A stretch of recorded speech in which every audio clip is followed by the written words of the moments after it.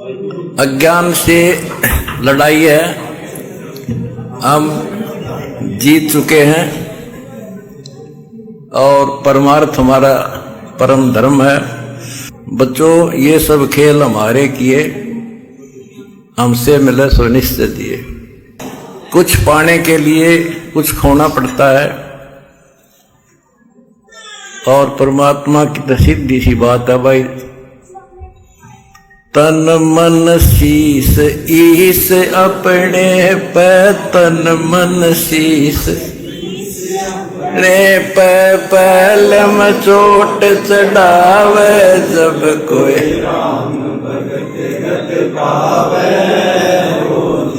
तो बच्चों इतनी सी बात है, हमने तो उस दिन सौंप दिया था इसको। अगर सर इसका होगा तो इसने कोई खतरा नहीं। अब विश्व आपके साथ होगा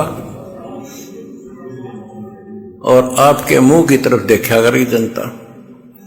हमने कदे ना बुरा किसी का सोचा ना सोचा, आखिरी सांस तक भला कराएंगे, भले का अंत भला होया करे।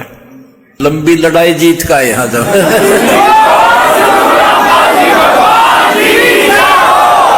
और मुझे खुशी है, मेरे बच्चों में पहले से ज्यादा उमंग है।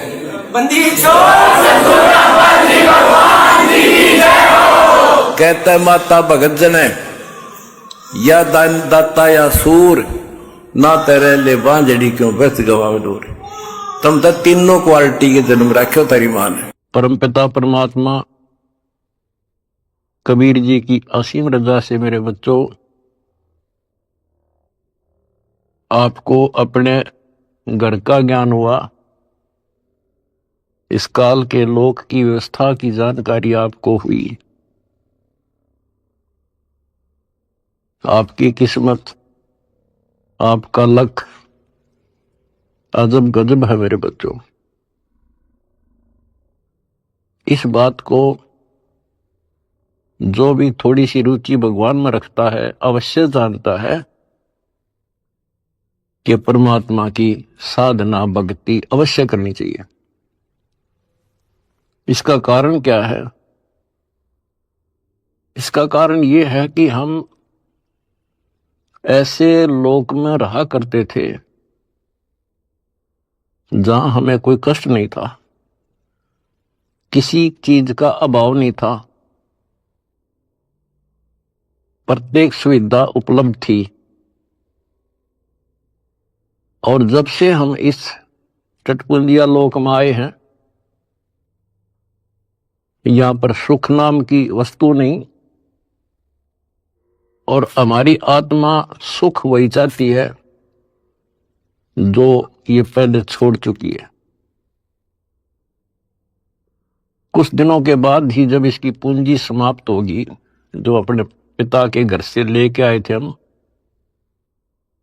उसी समय हमारे ठोकर लगनी शुरू होगी थी। पहले इस काल भगवान ने आपको ऊपर रखा, ऊपर के लोकों में, क्योंकि पूंजी थी, पुण्य थे।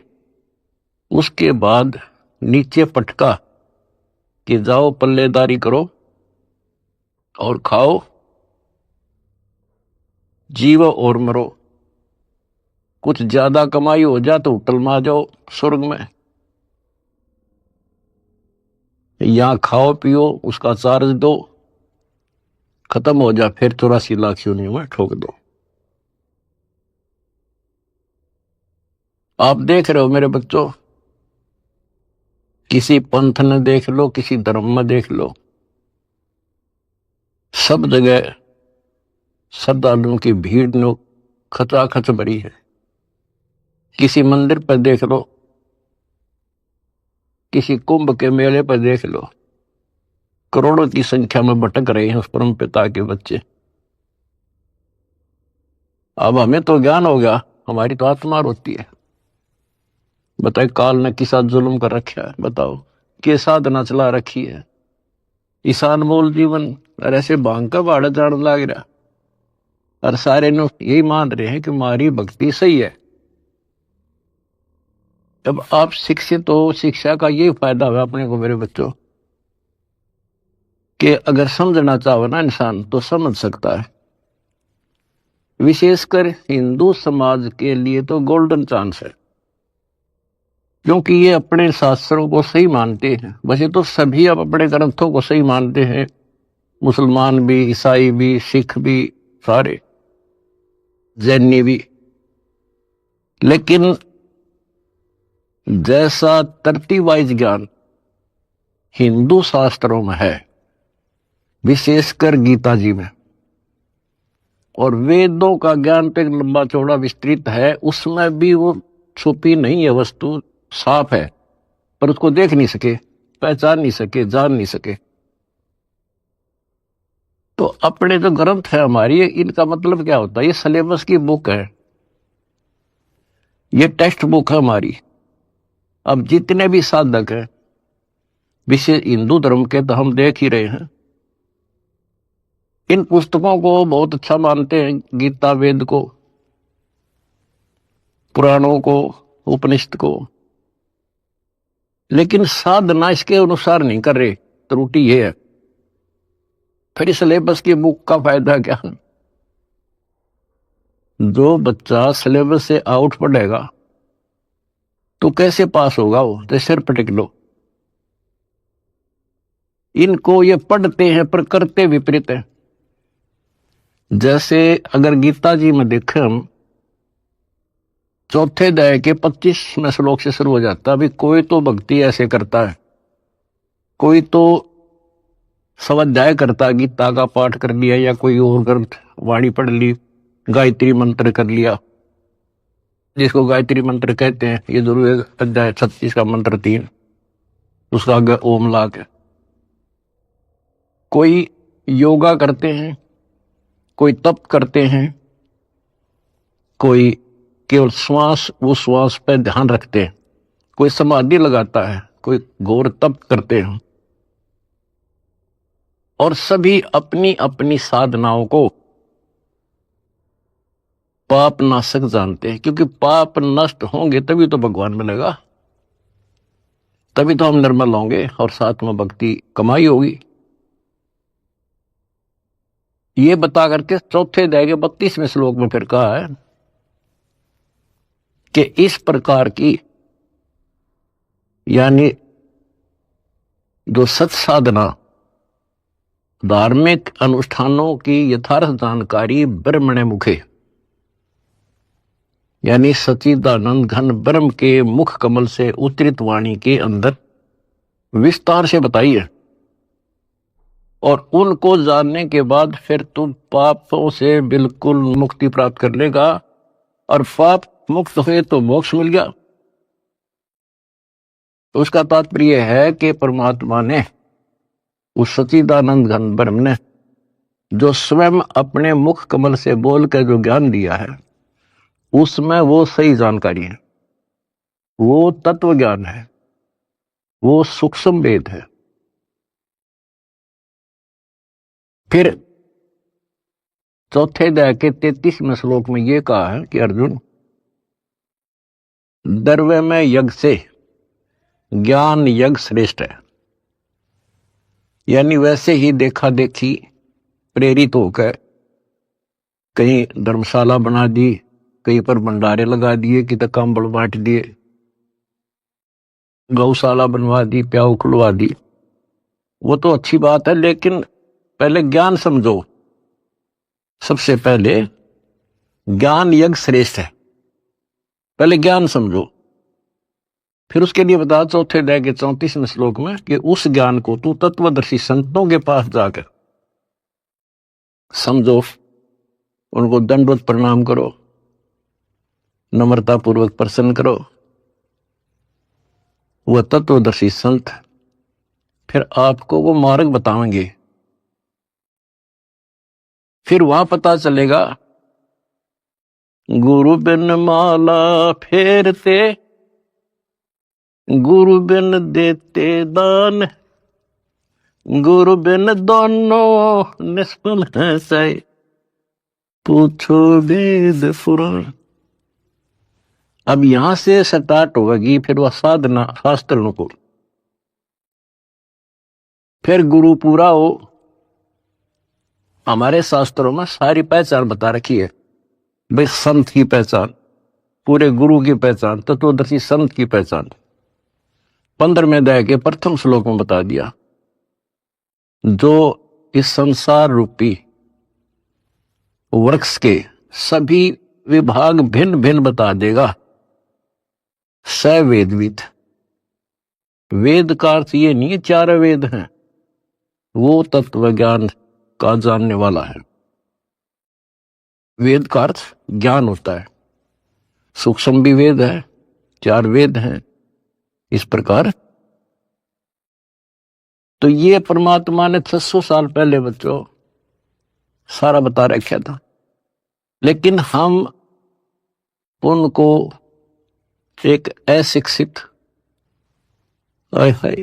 दुलाहा मानते रहे, उनकी लिखी बातों पर विश्वास नहीं हो पाया। और आज सारा इतिहास आपके सामने है, 4 वेद बताते हैं, गीता और पुराण बताते हैं कि वो समर्थ परमात्मा कबीर है। और 600 साल पहले जो उन्होंने सृष्टि की रचना की जानकारी दी थी, ब्रह्मा विष्णु महेश की पूरी सतिथि बताई, उनकी जन्म कुंडली बताई, जन्म पत्री लिख कर जा रहे थे परमात्मा। और आज तक इन संस्कृत के ज्ञाताओं को, आचार्य शंकराचार्यों को, इन कथावाचकों को कख भी पता नहीं। बच्चों शुक्र मनाओ, अपनी किस्मत सराहो कि आपके ऊपर कैसे रजा हुई। इसको पहचानना ही मुश्किल है, बाकी कोई दिक्कत नहीं। कबीर साहब कहते हैं, कह कबीर सुनो भी साधो, मैं तो हूं विश्वास में।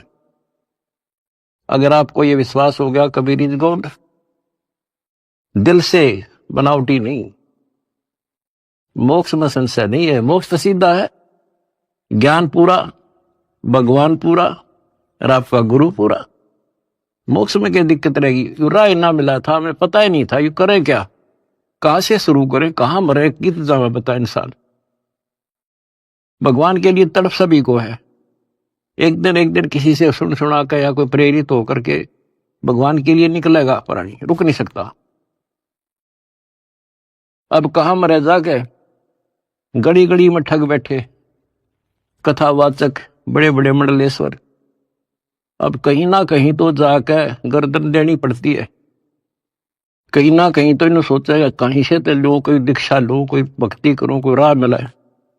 बता क्यों कर मिला रहा? बुद्धिमान हो आप खोजने लगो। कहां जाओगे? राधा स्वामी का जाओगे, वहां बहुत ज्यादा लोग आते हैं, या फलाना बापू, या ऐसे फलाने उसमें चलते मंडलेश्वर है, बड़ी कथावाचक है, या कित देवी दाम पर धक्के खावांगे। कहीं भी तो राह नहीं बच्चों, कहीं पर भी तो नहीं। आखिर में हार के कितना न कितना बैठ के अपना भक्ति करता ही इंसान, और उसमें इतना रंग जाता है क्योंकि वहां एक सोसाइटी बन जाती है, वो एक किला बन गया उसका, उस किले से निकालना क्यों करे।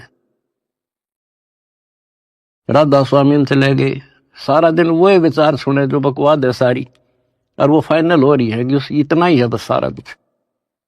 हरि बाप के सामने किसी के पास भी तक कख नहीं बच्चों।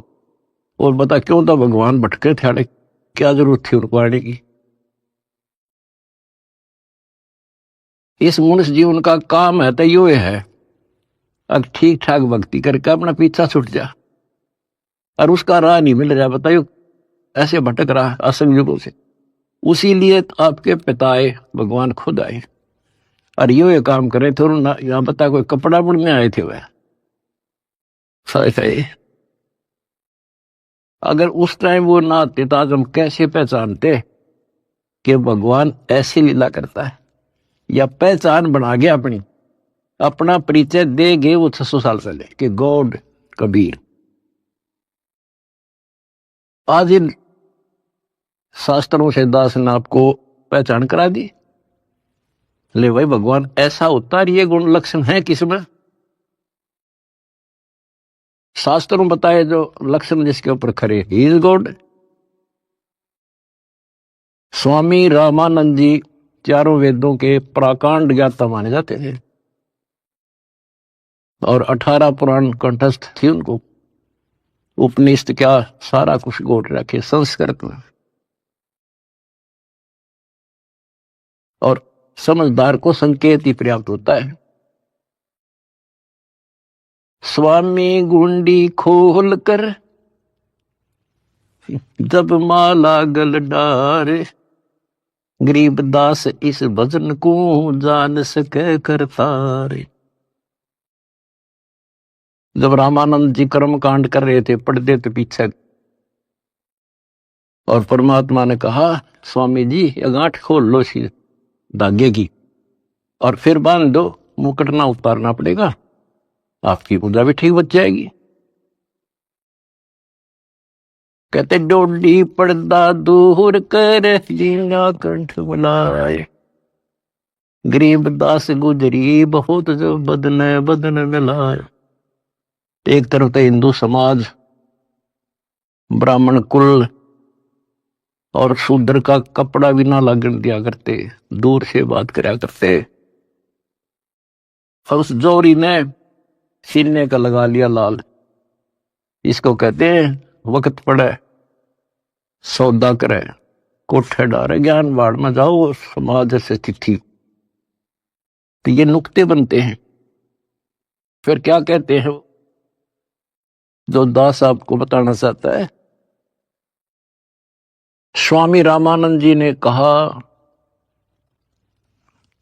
मन की पूजा तुम लखी, ये मुकुट माल परवेश, गरीब दास गति को लख, तेरा कौन वर्ण क्या भेष। स्वामी रामानंद जी कहते हैं हे भगवान, मेरे मन की बात मैं मानसिक पूजा कर रहा था, वो आपने पहचान ली। हे परमात्मा तने कैसे पहचाने इंसान, तो किस वर्ण में, किस जाति में और किस वेशभूषा में। मन की पूजा तुम लखी, ये मुकुट माल परवेश, गरीब दास गति को लख, तेरा क्या वर्ण क्या भेष। अब परमात्मा को पहचानना कठिन था और रामानंद जी कहते हैं स्वामी जी बता तेरे को कैसे पहचाने इंसान, कैसे खड़े कहां बैठे। और फिर सतलोक दिखा कर लाए। उसके बाद कहा था दो उठोड़ है, एक तू भया एक से दो, गरीब दास हम कारने तुम आए हो मगदो। बोलत रामानंद जी सुनो कबीर करतार, गरीब दास सब रूप में तू ही बोलत हार। तेरे शक्ति के बिना जीव सांस नहीं ले सकता मालिक, आज मुझे आपका परिचय हो गया। तो बच्चों परमात्मा की खोज में निकलिए, राज त्यागे, खूब कठिन तपस्याएं की, जैसा गुरु मिल गया कुर्बान हो गए, होना पड़ता है क्योंकि इसकी चाह सबको है। बात वही है, वस्तु कहां खोजे कहां, किस विद लागे हाथ, एक पलक में पाइयो बेदी लीजे साथ। तो बच्चों आपकी किस्मत न्यारी है, यह सत्कर मान लेना। इस मिट्टी का कोई भरोसा नहीं, इस सांस का चाहे कितना प्लातून पाक रहा हो, 1 मिनट में मर जा। और फिर क्या, फिर तो फिर ही है, यह तो हमारे आंखें आगे पट्टी बांध रखी है। जब तक ठीक ठाक समझ रहता है इतना हमने कोई जरूरत नहीं किसी की। थोड़ी सी कठिनाई आती है सब कुछ याद आ जाता है। तो परमात्मा कहते हैं दुख में सुमन सब करें, सुख में करे ना कोई, और जय सुख में सुमन करे फिर दुख काहे को होए। तो ये पिछले संस्कार थे आपके प्रबल बच्चों। भगवान ने खोजा आपको, भगवान को ढूंढने से नहीं पाया किसी ने, उसने खुद ही खोजा अपने को। वेद गवाही देते हैं परमात्मा सतलोक में रहता है, वहां से चलकर आता है, अच्छी आत्माओं को मिलता है। जैसे बिजली अपने सने वाले स्थानों पर आती है, यानी जिनसे उसका लगाव होता है। और स्वयं परमात्मा कहते हैं, गोता मारूं स्वर्ग में जा बैठू पाताल, गरीब दास ढूंढता फिरूं अपने हीरे मोती लाल। आप उसके हीरे और मोती हो। मैं कोई डूम भाट नहीं हूं, सूखे गीत गाऊं किसी के। जो कहूंगा उतनी कहूंगा जो कति सत्य होगी, सत्य के अतिरिक्त कुछ नहीं होगा। अब दास को पता है कहां कहां कौन कहां से पहाड़ों पर से खोज लिए जाकर अपने बच्चे, कहां कहां पर जाकर खोज लिए। कारण कुछ भी बनाया, खोजे उसी ने। हम हमारे खोजने से भगवान नहीं मिला। अब इसको बच्चों सफल कर लियो, इतनी सी बात है। ये भूल ना करिए, भूल मारती अपने को। कितने जन्म हो गए, अब सारे फाउल पॉइंट बता दिया आपको। अब आपकी यहां रिहर्सल कराई जाती है। गलती तो आसानी से हो जाएगी, गलती पे कंट्रोल करना पड़ेगा। और भयबीन भक्ति नहीं होती। ज्ञान भी अच्छा समझ के ज्ञान ले लिया आपने, भक्ति करने लगे और फिर गलती कर दी, नामखंड कर लिया, तो फिर के भक्ति करी। वह सारा साल पढ़ा और पेपर में फेल हो गया, खाक पड़ा हो, एक साल खाम खा खो दिया। तो अपना एक वर्ष बहुत बड़ा है, छोटा नहीं है, एक जीवन है ये। इसको असफल नाम नहीं देना। सारे फाउल पॉइंट बता दिया आपको, कहां कहां फेल होते हो। तो उससे डर के भक्ति करो। अब जैसे आप गलतियां करते हो, चलो यहां तो हम रिहर्सल करा रहे हैं आपसे, कभी नो एंट्री कर देते हैं, सुधर जा भाई, फिर माफ कर दिया। लेकिन हमारी सतलोक से नो एंट्री हो रही है। अब वहां जानना तरस रहे हम, और वहां बिना ठिकाना नहीं, वहां बिना ठिकाना नहीं, वहां बिना सुख नहीं, वहां बिना हमने कोई उठता नहीं, हमारा घर नहीं।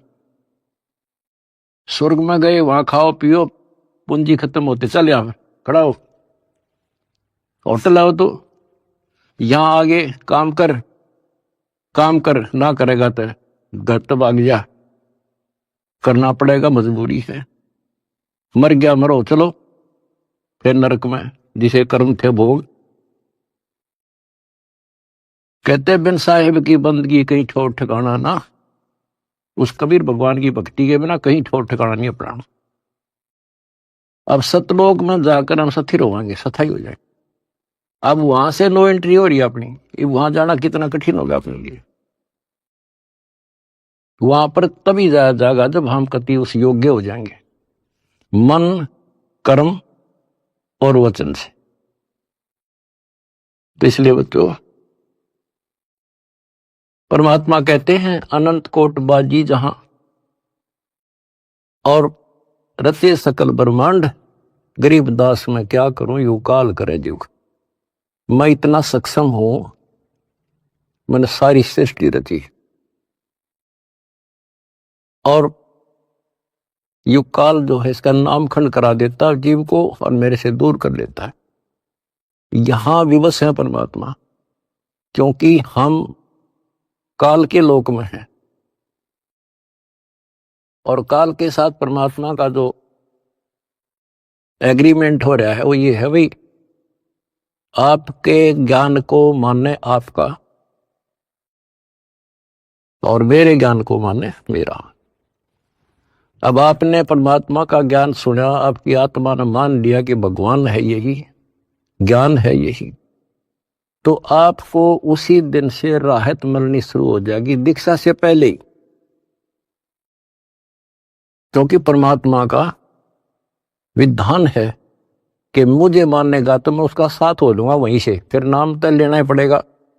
ऐसे सुख दे देगा, नाम तो लेना ही पड़ेगा उसको आकर के। तो बात बनेगी दीक्षा से, दीक्षा दे दी फिर मर्यादा नहीं रखी, फिर फायदा क्या नाम लेने का। कोई भी काम करे बच्चों उसने तन मन धन से करे और उसमें सफलता पावे, उसकी कीमत होती है।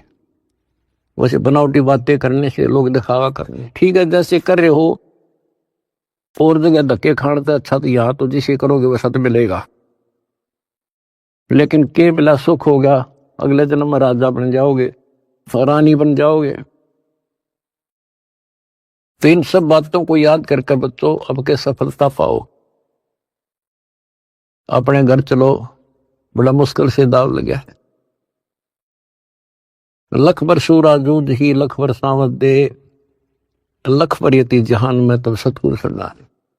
आपने बड़ी बड़ी कुर्बानियां कर रखी भगवान के नाम पे, तभी आपको आसानी से परमात्मा की राह मिल गई और आप दृढ़ हो गए। इस ज्ञान का उद्देश्य यही होता है कि आपको दृढ़ता मिले और गलती करने का अवसर ना मिले। सत्संग सुनते रहा करो। आजकल तो परमात्मा ने मौज कर दी, घर बैठे सत्संग सुन लो, किसी टाइम अपना यूट्यूब पर सत्संग सुनो। क्योंकि सत्संग सुनकर तो आपको प्रेरणा हुई कि भक्ति करें।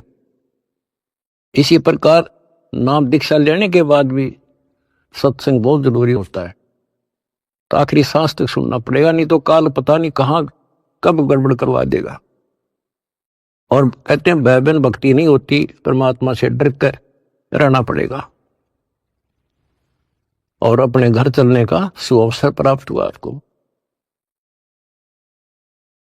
अब बच्चों इस गंदे लोक में